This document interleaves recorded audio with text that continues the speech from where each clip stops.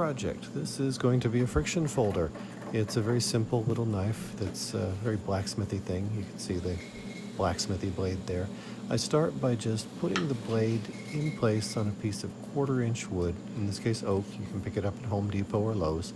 And I sketch just around the tang where it's going to be when it's open in the handle, because the blade has to project out the front.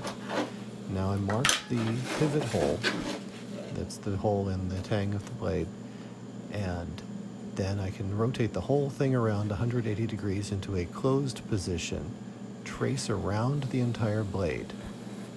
And this is important because I'm going to be building the handle around the shape of the blade. I darken up the blade shape a little bit on the wood just so that I can see where it is and see what I'm doing. And then I'm going to just sketch in a handle that looks good to me. First, I'm putting in a point for the stop pin. The stop pin is going to be a piece of brass rod, same as the pivot pin, that's going to stop the blade from opening too far or from closing too far. That's what holds it in the open or closed position. Now I'm just sketching in a handle, and the handle is based on a particular French style of knife. I don't remember what it's called. It's the one named the capuchin. That's it, named for the monks, because it's supposed to look like the monk's cowl. And it kind of did in the sketch, and in the finished version it really doesn't look like a capuchin knife, but it is kind of a nice handle shape and it's comfortable enough. Alright, so what I do is I just draw the one. I sketch it carefully. I'm going to make sure that I can see how the blade will look extended from the handle, and rotate around, and closed in the handle. And I like the shape, so it's on to the bandsaw, where I'm going to cut out this piece of wood. Now I'm just cutting one handle scale first. That's going to be the pattern for the other one. Is this the best way to do it? I don't know, it's just the way I do it. There's not a whole lot of information out there about how to do this. So, cut out the whole thing.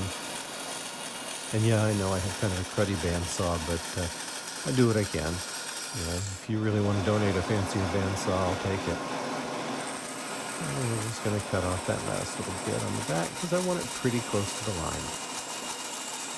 And then I use that as the pattern. Just lay it onto the piece of wood there that I cut from initially. And take the pencil, trace around it. Here you go. And now we've got the pattern drawn for the other side of the handle. And then we'll just cut that one out as well. Straightforward enough. I mean, you know how this goes. I'll show it anyway, but you know how it goes. Give it a trim. Once I've got the pieces cut out and pretty close to matching, I'll still use that first one where I drew in the pivot pin holes and drew in the shape of the blade, and that'll be the one on top throughout, because I'm going to use it as the guide for the next step, which is drilling holes. We come over to the drill press, and I'm just going to drill, just hold it by hand, drill right through for the pivot pin hole, and that's a 1/8 inch bit, which is a tight fit for a piece of 1/8 inch brazing rod, which is what I use for my pivot pins. I put one in for the pivot and get it stuck on the wood, and then drill the little hole for the stop pin. I'm sorry, my hand is over there, but you know, if you have a drill press, you know how this looks. I do always wear safety protection. You just don't see my face, so you can't see the safety glasses. Personal protective equipment. Now, unfortunately, there is a significant little bit missing because I managed to hit pause instead of record and thought I was recording. What I'm doing here is I'm peening over the ends of the pins. I cut them just to about 1/8 of an inch longer than necessary to fill that gap across from one side to the other. So they stand a little bit proud, about 1/16 of an inch proud on each side. And I'm just tapping them down with my smallest ball peen hammer. I think that's a 4 ounce.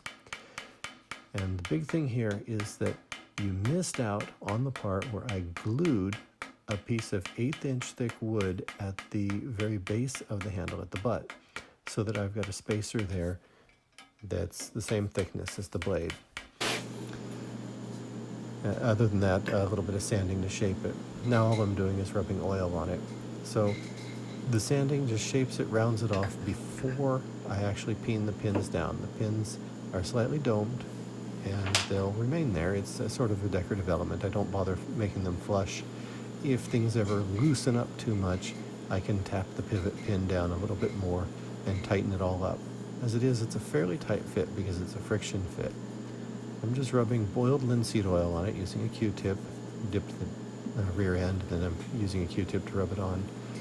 And then I get to work it to make sure it'll open and close, open and close, open and close. And as you do, it kind of loosens up a little bit, but it reaches a point where it's still pretty stiff, which is what you want. You want it to actually stay open, but it's not so stiff that you have to work at it.